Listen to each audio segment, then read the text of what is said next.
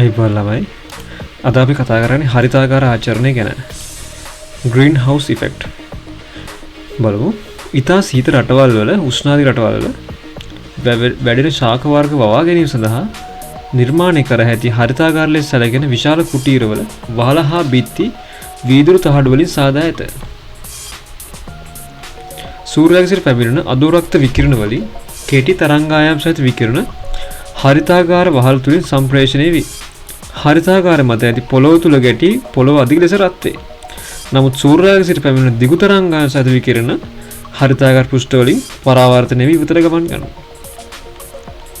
හරිතාගාර පොළොව මත වැටුණු අදෝරක්ත විකිරණ මගින් පොළොව අධික ලෙස රත් වන අතර අනතුරු රත් වුණු පොළොවෙන්ද අදෝරක්ත විමෝචනය වේ.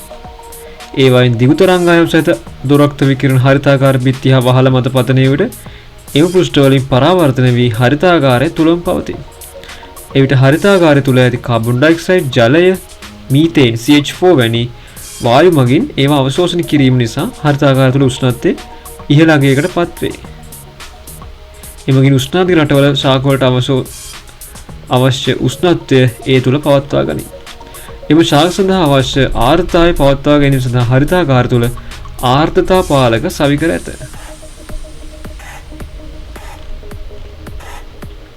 හරිතාගාරය තුලදී තාප ඉවතට වීදුරු තුලින් සන්නායනය වීම අවම කිරීම සඳහා හරිතාගාර බිත්ති ද්විත්ව වීදුරු ආකාරයෙන් නිමවා ඇත. ඩබල් ලේයර් ක්‍රමයකට. අප ජීවත් වන පෘථිවි වටාද ස්වාභාවික හරිතාගාර ආචරණයක් සිදු වෙමින් පවතී. පෘථිවි වටා ඇති වායුගෝලයට බැහැරින් පිහිටි අයන ගෝලය නැත ඕසෝන ස්තරය මගින් සූර්යයා දෙසට පැමිණෙන පාරජාම්බුල විකිරණ සඵල ලෙස පරාවර්තනය කෙරේ. මේ නිසා පෘථිවිය කරා ළඟා වන පාරජාම්බුල කිරණ ප්‍රමාණය අමු වීම නිසා ජීවීන්ට හිතකර වේ. සූර්යයා දෙසට පැමිණෙන අදෝරක්ත තාපය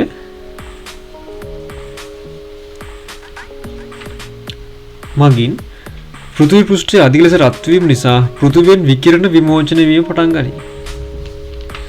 වායුගෝලයේ ඇති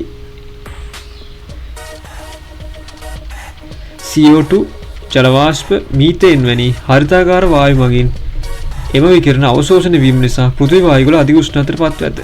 පරිසරයට එකතු වන කාබන් ඩයොක්සයිඩ් ප්‍රමාණය වැඩි වුවහොත් වායුගෝල උෂ්ණත්වය ඉහළ යාම තව තවත් සිදුවන විට එය ජීවීන්ට අහිතකර මෙන්ම ද්‍රවාසන්න හිමකණු දිය වී සාගර ජල මට්ටම ඉහළ ගොස් විරලාසන්න ගොඩ බිම් ජලයෙන් යට වී යාමද සිදුවේ. හරි ළමයි, බොහොම ස්තුතියි. තෙරුවන් සරණයි.